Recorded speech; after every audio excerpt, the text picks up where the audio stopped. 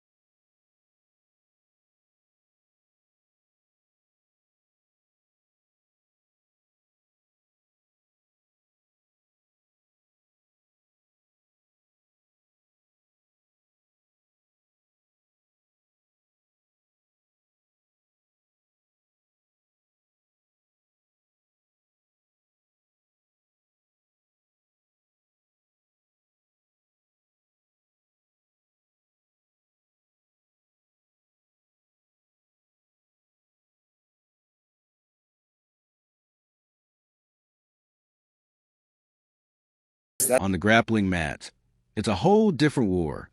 Dricus is grinding through takedowns, scrambles, and submission attempts, drilling every move until it's pure instinct. He's fighting out of bad positions, flipping disadvantage into dominance. It's gritty, it's exhausting, but this is the work that sharpens the instincts needed when everything's on the line. Then there's the brutal rod walk, a long metal bar loaded with heavy plates, thrown across his shoulders as he walks the gym floor. It sounds simple until you feel the burn. Every step is a fight against gravity. Legs on fire, shoulders screaming, core locked in.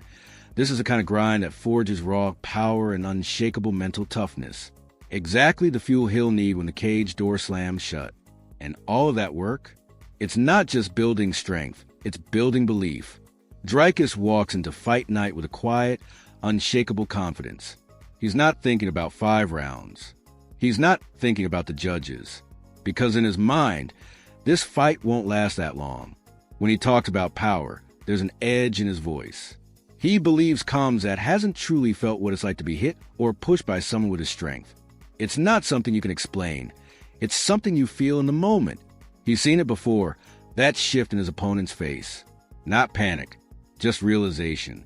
The moment they know, this isn't a fight they thought they were walking into. It's heavier. It's faster, it's harder, and by the time they realize Look a little bit different.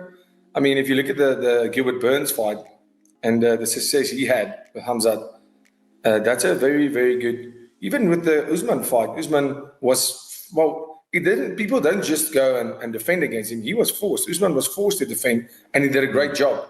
And then he started with his offensive wrestling and showing Khamzat that he's not the only one that can wrestle in there.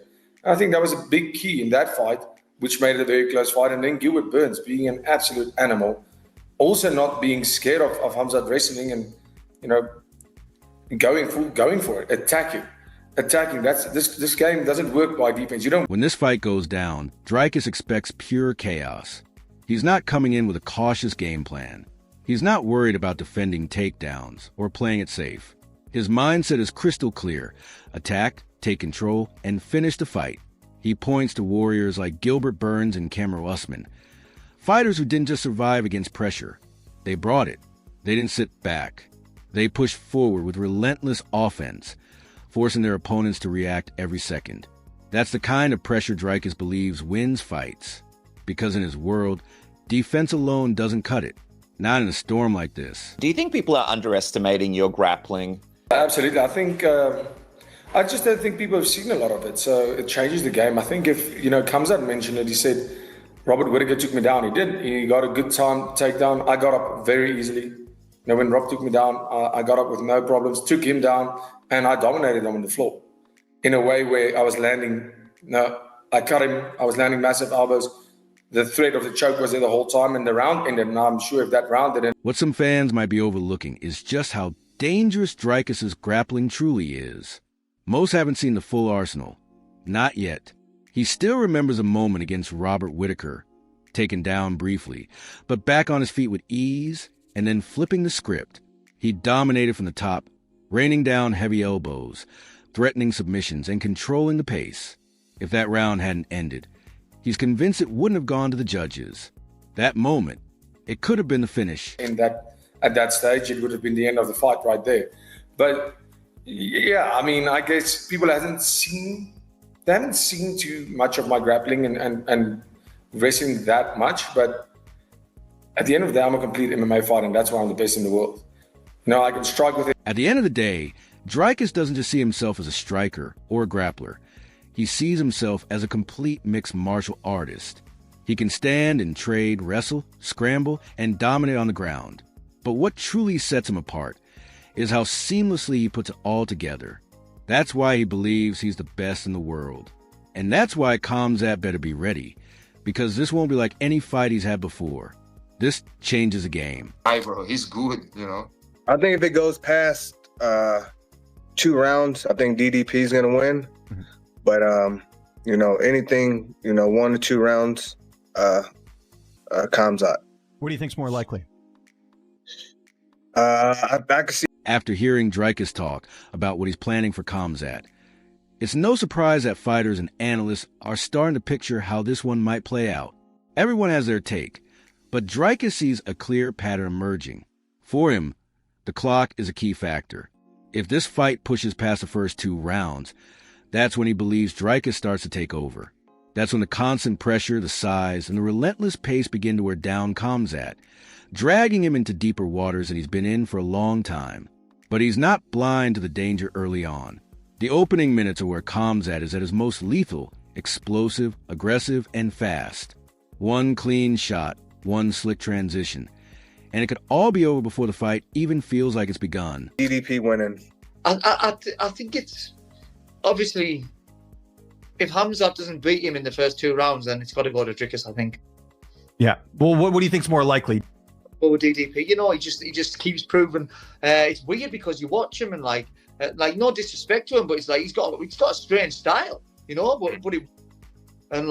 it's sort of like it looks as if it shouldn't, but it does, he's yeah. And I've heard, I can't remember if I've ever seen him in person. Davey Grant echoes a similar sentiment about how this fight could swing and when. For him, if Khamzat can't finish in the first 2 rounds, the momentum starts shifting hard in Dricus's favor. That's when the South African persistence kicks in, chipping away, round by round, until the tide turns completely. What stands out to Grant is how Dricus keeps proving people wrong. He admits it. Watching Dricus fight can feel a little strange at first. The style is unorthodox. The movements look awkward, even inefficient. But then they land. They work. Again and again. Grant's also heard the talk. How big Dricus really is now for the division.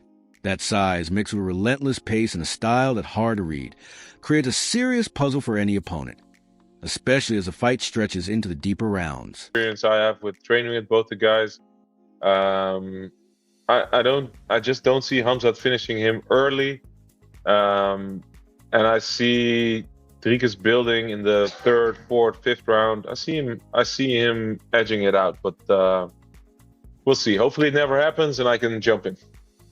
After hearing fighters break down the matchup by style and timing, Rainier Derrida offers a unique perspective, having trained with both men.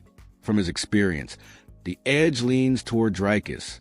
He doesn't see Khamzat securing an early finish. And if the fight goes a distance, Rainier believes Dricus will steadily build momentum and pull ahead on the scorecards. Do you reckon Dricus? What do you think is the key to beating DDP? Because he's just one of those guys. Yeah, it's a crazy puzzle to solve, because it's so, the way he moves, everything he does is so weird. The gas tank is crazy. The angles he comes with is very weird. But what we haven't seen people do to him is mixing strikes and takedowns. They all strike and then he shells up, moves back. They stop striking and then he gets another go. But I think what would be important in a Dricus fight is hit him with a couple shots, make him shell up like he likes to do, and then push him against the cage, wrestle with him. What makes Dricus so tricky in Rainier's eyes is how unusual his entire game is. His movement, the way he picks angles, and that relentless gas tank. It's an awkward mix that's hard to read and even harder to prepare for. Still, Rainier believes there's a specific way to disrupt him. He talks about catching Dricus in those moments when he shells up, then turning it into more than just striking. Driving him to the cage, wrestling, and working in the clinch might be the best way to break his rhythm. You think Dricus beats Khamzat? Yeah, I do. Really? I do. I really do. I think Khamzat is a sprinter. I think if you were to make fights 1 5-minute round, Khamzat beats anybody in the world, any weight class. But you can't fight championship level fights for 5 rounds at the pace where he's at his best. As the fight moves into the later rounds, Den imagines Khamzat not only running low on energy, but also starting to question himself. He sees a moment where Khamzat realizes Dricus isn't backing down, still standing, still pushing, still coming forward. That's when the fight flips. Khamzat goes from controlling the action to just trying to survive, while Dricus keeps the pressure relentless. What makes Den's prediction stand out is how he breaks down pacing and cardio. Fighters with complete skill sets don't tire in the same way. They don't fight against the pace. They control it. And that's where Dricus holds the advantage, knowing how to stay dangerous while staying patient. This fight is shaping up to be one of the most intense matchups in recent memory. Two fighters with very different strengths and mindsets meeting in the cage, making it nearly impossible to predict exactly how it will unfold. One thing is clear, though. Neither fighter plans to hold anything back. The pressure is on. The stakes are sky high, and every single moment will count. Fans and experts are already debating who will come out on top. Now, we want to hear from you. What do you think will happen when Dricus Du Plessis and Khamzat Chimaev finally face off? Let us know in the comments below.